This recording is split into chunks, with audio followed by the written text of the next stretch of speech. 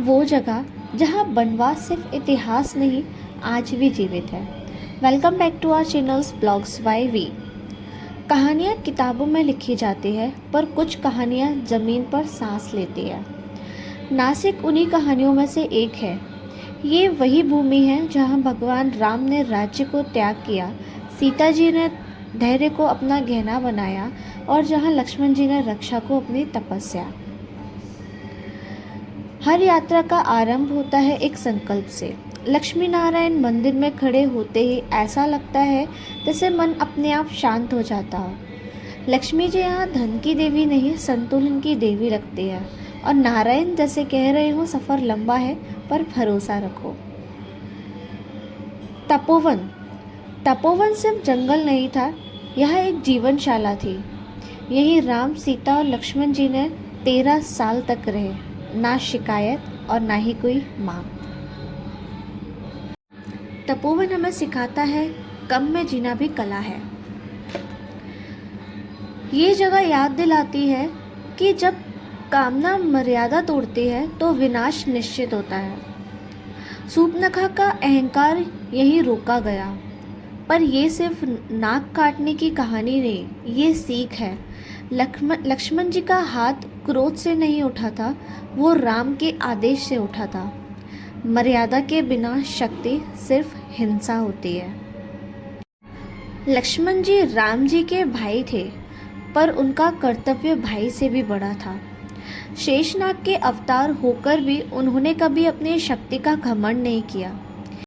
ये मंदिर याद दिलाता है सच्ची रक्षा चुपचाप होती है। जो राम जी के लिए जागता है वही लक्ष्मण होता है। राम जी की ये विराट मूर्ति सिर्फ ऊंची नहीं, ये आदर्श की ऊंचाई है। राम यहाँ राजकुमार नहीं, यहाँ मर्यादा पुरुषोत्तम है। इस मूर्ति के सामने इंसान छोटा नहीं होता, उसका आकार छोटा हो जाता है। अग्नि परीक्षा। ये सब बोलना आसान है, पर सीता जी के लिए ये पूरी सृष्टि के सामने अपने सत्य को जलाकर निकालने जैसा था। आज भी यहाँ कुंड सवाल करता है, क्या हम नारी को समझ पाए? यहाँ 3 देवता, 3 शक्ति और एक ही स्थल है। सृजन, सृष्टि और विनाश यहीं एक हो जाते हैं। ये कुंड सिखाता है कि जब शक्तियाँ मिलती हैं तो अहंकार नहीं, संतुलन बनता है। यहाँ कपिला नदी बहते हुए सिर्फ पानी नहीं ले जाती, वो एक भार ले जाती है। जो यहाँ हाथ धोता है वो सिर्फ हाथ साफ नहीं करता, अपना मन भी हल्का करता है। यहाँ की कुटिया पूछती है, तुम्हारे पास सब कुछ होकर भी क्या तुम सुखी हो? राम जी के पास सब कुछ नहीं था, फिर भी उनके पास सब कुछ था, वो था संतोष। राम, लक्ष्मण और सीता जी महर्षि अगस्त्य के आश्रम पहुँचे थे। जब राम जी उनके आश्रम आए तो अगस्त्य ऋषि जी ने उन्हें सिर्फ आशीर्वाद नहीं दिया, उन्हें अपना धनुष और दिव्य शस्त्र भी प्रदान किए। यह आश्रम सिखाता है जब ज्ञान और शक्ति मिल जाए तब ही मर्यादा का रक्षा होता है। एक रेखा, एक पल और युग बदल गया। ये सिर्फ रेखा नहीं थी, ये धर्म की सीमा थी, रक्षा का कवच था। लक्ष्मण जी ने कहा, इस रेखा के बाहर कदम ना रखना, ये रेखा मर्यादा है। एक तपस्वी का रूप धारण किए हुए रावण तपोवन के पास आया। उसकी आवाज़ में भी भिक्षा थी, पर आंखों में चाल। सीता माता धर्म की मूर्ति थी, भिक्षा देना उनका कर्तव्य था, पर भिक्षा देने के लिए रेखा के बाहर जाना पड़ा, और वही पल इतिहास बन गया। जिस भूमि पर सीता माता के चरण थे, उसने जैसे सांस लेना बंद कर दिया। फूल मुरझा गए, नदियों का प्रभाव रुक सा गया। ये सिर्फ एक स्त्री का हरण नहीं था, ये धरती के धैर्य का परीक्षण था। सीता हरण हमें ये सिखाता है, अधर्म चाल से आता है, पर धर्म कभी हार नहीं मानता।